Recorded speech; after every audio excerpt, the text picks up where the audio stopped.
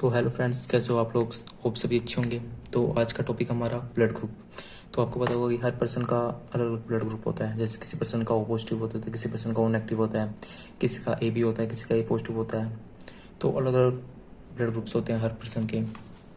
तो आज उसी के टॉपिक बढ़ते हैं उसी के ऊपर।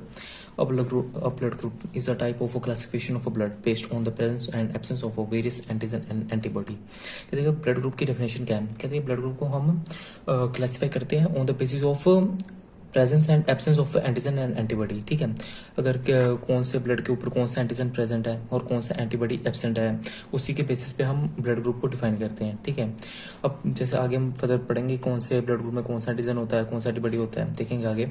तो यहाँ पे लिखा है the antigen present on the surface of red blood cell, this antigen may be protein, carbohydrate and glycoprotein. ठीक है, जो एंटीजन प्रेजेंट होता है रेड ब्लड सेल के, आरबीसी, जो ब्लड में ब्लड का कॉम्पोनेंट है। जैसे आपने पढ़ा होगा ब्लड में डब्ल्यूबीसी होते हैं, आरबीसी होते हैं, प्लेटलेट्स होते हैं।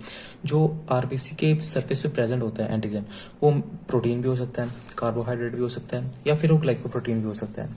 ठीक है, glycoprotein means glucose plus protein. ठीक है, ग्लाइकोप्रोटीन इससे बना हुआ है। ठीक है, तो अब देखते हैं कितने टाइप्स के ब्लड ग्रुप हैं। ए बी ओ, इतने टाइप्स के हमारे पास ब्लड ग्रुप हैं।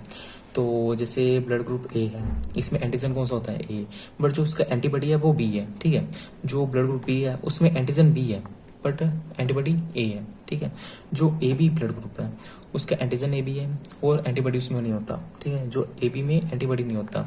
जो ओ है उसमें एंटीजन नहीं होता बट एंटीबॉडी ए बी होता है। जो ओ होता है इसको हम यूनिवर्सल डोनर भी कहते हैं, क्योंकि जो ओ पॉजिटिव है, जो ओ ब्लड ग्रुप है, ये किसी को भी ब्लड डोनेट कर सकते हैं। ठीक है, ओ वाला।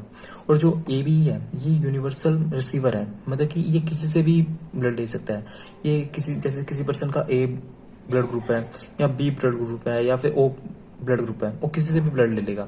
और जो ओ है वो किसी को भी ब्लड ग्रुप दे देगा। जैसे ओ है, किसी का ए है, बी है, किसी को भी दे सकता है, पर ले नहीं सकता किसी से। ठीक है, और जैसे ए है ये बस ब्लड ले सकता है ए वालों से। ठीक है, अगर इसने ए वालों से ले सकता है बस ब्लड। ठीक है, और जो और ओ वालों से ले सकता है। जो ए ब्लड ग्रुप, जिस पर्सन का ए ब्लड ग्रुप होगा वो ओ बस ए ब्लड ग्रुप वाले पर्सन से ब्लड ले सकता है या फिर ओ वाले से ले सकता है। और जो बी है वो बी वाले से ले सकता है या फिर ओ से ले सकता है। अगर ए वाले ने बी से लिया तो रिएक्शन हो जाएगा। ठीक है, अगर बी वाले ने ए से लिया तो रिएक्शन हो जाएगा। तो आप यहाँ से समझो कि ए वाला बस ए से ले सकता है और ओ से ले सकता है, और बी वाला बस बी से ले सकता है, ओ से ले सकता है। जो ए बी वाला है ये किसी से भी ले सकता है, ये यूनिवर्सल रिसीवर इसको इसीलिए कहते हैं, ये किसी से भी ले सकता है। और जो ओ वाला है वो किसी से नहीं ले सकता बट दे सकता है, वो बस ओ पॉजिटिव वालों से ले सकता है, बट दे सबको दे सकता है, मतलब सबको ब्लड दे सकता है ओ पॉजिटिव वाला, ओ वाला। ठीक है, if blood group of a person is A and B blood donated to that person antigen antibody reaction. देखो इसमें बताया कि अगर किसी पर्सन का ए है और उसने बी से ब्लड लिया या फिर बी को ब्लड दिया, ठीक है, तो एंटीजन एंटीबॉडी रिएक्शन हो जाएगा। आपको पता होगा एंटीजन क्या होता है। एंटीजन नाम पड़ा होगा, कोई फॉरेन सब्सटेंस हमारी बॉडी में आता है तो एंटीबॉडीज हमारी बॉडी बनाती है तो रिएक्शन होता है। ठीक है, और ऑलरेडी हमारे ब्लड के ऊपर एंटीजन ए है। समझो हमने ए, किसी पर्सन का ए ब्लड ग्रुप है, उसने बी से लिया तो ए के पास ऑलरेडी एंटीजन ए है, तो अगर बी आया तो उसने एंटीबॉडीज बना देने हैं। ठीक है, और रिएक्शन हो जाएगा। इसलिए ए वाला बस ए से ले सकता है और ओ से ले सकता है, और बी वाला बी से ले सकता है और ओ से ले सकता है। ठीक है, उसके बाद से क्या होगा कि एंटीजन एंटीबॉडी रिएक्शन हो जाएगा, increase the temperature of body का टेम्परेचर डिक्रीज हो जाएगा, जिसको हम हाइपरथर्मिया कंडीशन कहते हैं। हाइपरथर्मिया कंडीशन कौन सा है? जब एंटीजन एंटीबॉडी रिएक्शन होता है बॉडी में और टेम्परेचर हाई होता है, इस कंडीशन को हम बोलते हैं हाइपरथर्मिया। ठीक है, टू फॉलोइंग, अगर इसकी वजह से क्या, तो इन सब मतलब कि हाइपोथर्मिया होगा, उसके बाद ये फॉलोइंग प्रॉब्लम्स हो सकती हैं। कौन सी? हेमोलाइसिस, जिसमें से ब्लड सेल की ब्रेकडाउन हो जाएगी। जो ब्लड है वो ऑक्सीजन कैरी करता है। अगर सभी ऑर्गन्स को ऑक्सीजन चाहिए होता है अपने फंक्शन परफॉर्म करने के लिए, अगर ऑक्सीजन ही नहीं मिला तो कोई फंक्शन ही नहीं परफॉर्म करवाएगा कोई भी टिश्यू, कोई भी ऑर्गन। ठीक है, तो एरिथ्रोसाइटोपिनिया, अब इसमें क्या होता है? ब्रेकेज ऑफ आरबीसी, आपको पता है आरबीसी का कैरी करता है ऑक्सीजन। ठीक है, ल्यूकोसाइटोपिनिया, ब्रेकेज ऑफ डब्ल्यूबीसी इसके लिए रिस्पॉन्सिबल होता है डिफेंस के लिए, ये एंटीबॉडीज बनाता है, यही हमारे को प्रोटेक्ट करता है कोई भी इन्फेक्शन में, डिसीज में। ठीक है, कोई भी एंटीजन मतलब कि कोई भी एलर्जन हमारी बॉडी में आता है तो डब्ल्यूबीसी एंटीबॉडीज बनाता है उसको मारने के लिए। तो डब्ल्यूबीसी किसके लिए रिस्पॉन्सिबल है? एंटीबॉडीज के लिए। ठीक है, अगर ब्रेकेज ऑफ डब्ल्यूबीसी हो जाएगा तो कोई एंटीबॉडी नहीं बनेगा। ठीक है, तो बंदा मतलब कि सीरियस इन्फेक्शन होते जाएगा और लास्ट में डेथ वगैरह भी हो सकता है, ठीक है, इन्फेक्शन की वजह से, मतलब कि क्योंकि वो मतलब कि हावी हो जाएगा बॉडी पे, ठीक है, क्योंकि एंटीबॉडीज तो बना नहीं पा रहा कोई बॉडी हमारा। तो जैसे होता है ना एड्स में, उसमें क्या होता है कि हमारी इतने स्ट्रॉन्ग एंटीबॉडीज नहीं बन पाते हैं, तो बंदा वीक हो जाता है, इम्यूनिटी वीक हो जाती है, और लास्ट में डेथ हो जाती है, ठीक है, एड्स वगैरह में, HIV में। अब इसमें थ्रोम्बोसाइटोपिनिया है, इसमें क्या होता है ब्रेकेज ऑफ प्लेटलेट्स क्या करता है, प्लेटलेट्स बनाता है क्लोट। अगर कहीं भी हमारे को कुछ चोट लग जाती है, ब्लीडिंग होने लग पड़ती है, तो वहाँ पे क्लोट बनता है। क्लोट कौन बनाता है, प्लेटलेट्स। अगर प्लेटलेट्स की ब्रेकडाउन हो जाएगी तो क्लोट ही नहीं बनेगा, और ब्लीडिंग होती रहेगी और हैवी ब्लड लॉस हो सकता है, ठीक है। हमने concentration of WBC in blood decrease due to leukaemia and chance of infection increase, ठीक है।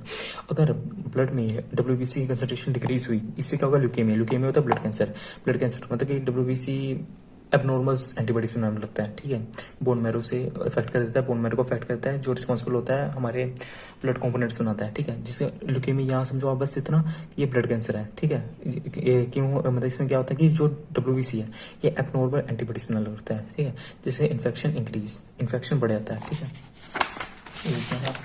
अब यहाँ पे है कि platelets involve in aggregation due to thrombocytopenia mechanism and one of can suffer from loss of blood agglomeration of blood cell increase. इसमें होता है कि जो प्लेटलेट्स है किसके लिए रिस्पॉन्सिबल है, मैंने आपको पहले बताया कि एग्रीगेशन में इनसे क्लोट बनाने के लिए, ठीक है, ड्यू टू थ्रोम्बोसाइटोपिनिया, मतलब कि प्लेटलेट्स की ब्रेकेज की वजह से क्या होगा कि one can suffer from a blood loss, मतलब कि क्लोट ही नहीं बना तो हैवी ब्लड लॉस होगा, ठीक है, क्योंकि थ्रोम्बोसाइटोपिनिया पता है ना, ब्रेकेज ऑफ प्लेटलेट्स। अगर क्लोट बना ही नहीं तो हैवी ब्लड लॉस होगा, जिसकी वजह से क्या होगा कि पर्सन डाई भी हो सकता है, क्योंकि ब्लड लॉस होगा। ब्लड क्या कैरी करते हैं, ऑक्सीजन। अगर ऑक्सीजन कैरी करने के लिए ब्लड चाहिए, अगर ब्लड कम होते जाएगा तो ऑक्सीजन कैपेसिटी भी कम होगी बॉडी में, ठीक है, ऑक्सीजन कम जाएगा ऑर्गन्स को, तो फिर ऑर्गन्स धीरे धीरे फेलियर होगा, ठीक है, ऑर्गन फेलियर होगा, और फिर लास्ट में डेथ हो जाएगी, ठीक है। तो ये बताया गया है। RH फैक्टर पढ़ते हैं। RH फैक्टर में rhesus monkey our genome is very similar to them, ठीक है। RH फैक्टर को हम रीसस फैक्टर भी बोलते हैं, जो कि फर्स्टली जो मतलब कि मंकीज में पाया गया था, जिसका जो जीनोम है ऑलमोस्ट ह्यूमन की तरह ही रिलेट करता है। जैसे पहले कहते हुए ना कि बंदर से इंसान बने हैं, तो आप ऐसे समझो कि जो RH फैक्टर है ये मंकी में सबसे पहले पाया गया था। RH फैक्टर डिसाइड करता है कि पॉजिटिव आएगा ब्लड के ऊपर कि नेगेटिव आएगा। आपने कभी सुना होगा कि O पॉजिटिव O नेगेटिव, ये किसकी वजह से आता है, ये RH फैक्टर की वजह से आता है। अगर पॉजिटिव आया है, जैसे O पॉजिटिव है, तो वो अगर रिसस फैक्टर प्रेजेंट है, अगर नेगेटिव है तो मतलब रिसस फैक्टर एब्सेंट है, ठीक है। ये रिसस फैक्टर यही डिसाइड करता है नेगेटिव क्या आएगा कि पॉजिटिव आएगा, ठीक है। Person who have RH factor their blood group is positive, if RH factor is absent blood group is negative. जैसे मैंने आपको पहले बताया, अगर RH फैक्टर ब्लड ग्रुप के ऊपर है तो पॉजिटिव होगा, अगर नहीं है तो नेगेटिव होगा, यहाँ समझ लो। If RH then must have antibodies for RH factors, if RH positive then must have antibodies for RH factor, ठीक है। अगर किसी पर्सन का RH पॉजिटिव है तो उसके पास जरूर एंटीबॉडीज होंगे RH फैक्टर के, ठीक है। Of person whom blood group does not contain RH factor and induce with RH negative reaction. अगर किसी पर्सन का RH और किसी पर्सन का पॉजिटिव ब्लड ग्रुप है और उसके अंदर हमने नेगेटिव दिया, ठीक है, जैसे O पॉजिटिव है, इसके अंदर O नेगेटिव दिया, तो रिएक्शन अक्सर हो सकता है। क्यों? क्योंकि O पॉजिटिव वाले के पास RH फैक्टर है, बट O नेगेटिव वाले के पास RH फैक्टर नहीं है। तो अगर हमने किसी को O पॉजिटिव में O नेगेटिव इंड्यूस किया तो उसके वजह से रिएक्शन हो सकता है, जिसकी वजह से haemolysis of cell means break down हो जाएगी, डेथ भी हो सकती है, ठीक है। आप यहाँ समझो, क्यों इसमें लिखा हुआ है कि इंड्यूस विद RH पॉजिटिव, मतलब कि contain RH factor induce reaction occur, ठीक है, हेमोलाइसिस ऑफ सेल्स। यहाँ समझो कि person blood group does not contain RH factor and induce with RH positive, कि किसी पर्सन का RH फैक्टर नहीं कंटेन करता, कोई पर्सन RH फैक्टर कंटेन नहीं करता, बट उसको हमने इंड्यूस मतलब कि उसमें डाला RH पॉजिटिव, तो रिएक्शन हो सकता है, तो हेमोलाइसिस में ब्रेकडाउन ऑफ सेल हो सकता है। तो यहाँ पे यही है कि O पॉजिटिव को भाई O पॉजिटिव वाले डालो, O नेगेटिव नहीं दे सकता, ठीक है। तो आज का टॉपिक इतना ही था। होप आप सभी को अच्छा लगा होगा, तो लाइक करिएगा, शेयर करिएगा। अब नेक्स्ट टॉपिक में मिलते हैं आपको, ठीक है।